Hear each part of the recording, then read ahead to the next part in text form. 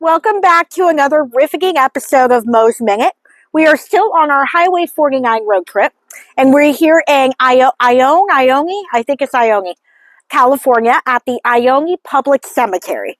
And we're visiting the grave of C.W. Swain, Clarence Warren Swain, right behind me. And he is known as the man who basically built Preston Castle, which you can see in the distance. We'll point that out. And I'll talk more about Preston Castle in the future because I'm seriously fascinated by it. But, so Clarence Swain was born in Petaluma. He was an a California-based architect. His dad was a sea captain from Massachusetts. But young Clarence wanted a different trade for himself, so he went into construction. And so he was doing construction in San Francisco before he moved to Ione in 1882. And then, or maybe it was 1887, one of the two. And then after he moved to Ione, he was hired on as the superintendent of construction at the Preston School of Industry.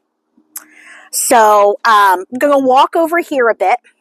And then behind me, you'll be able to see Preston Castle.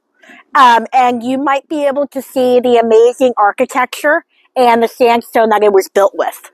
I'm pretty short, so just, look above my head and I'm sure you can see something.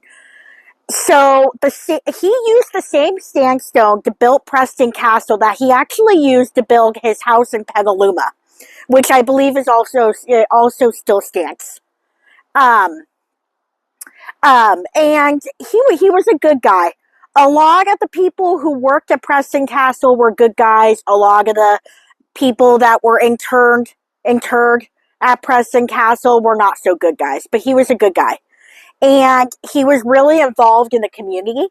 So not only did he build Preston Castle, he also built the Pick Street Bridge, the Dry Creek Bridge. He built his house in Petaluma, and he built a lot of other buildings in both Ione and Jackson. He was also the undertaker of the town of Ione for 40 years, and he was involved in the church and the Boy Scouts.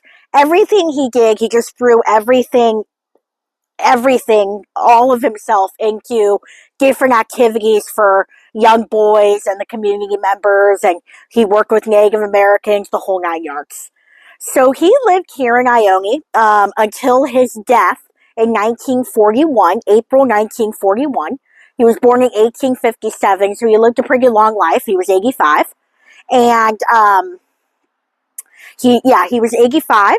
And he was married to a woman named Mary, and they had an adopted daughter who was also buried there in that plot right there. So he's best known today for his work with Preston Castle, but anyone who might remember,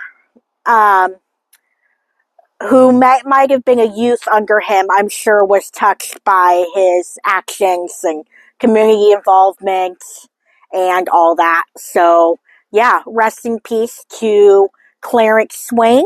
And I will definitely talk more about Preston Castle in the future. It is seriously fascinating. Also, if you want to learn more about Preston Castle before I get to it, you can check out Jamie Rubio. She's like a local historian.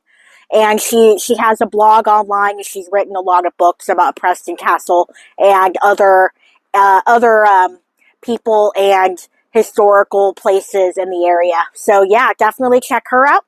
And tune in to other episodes of Mo's Minute. Thank you.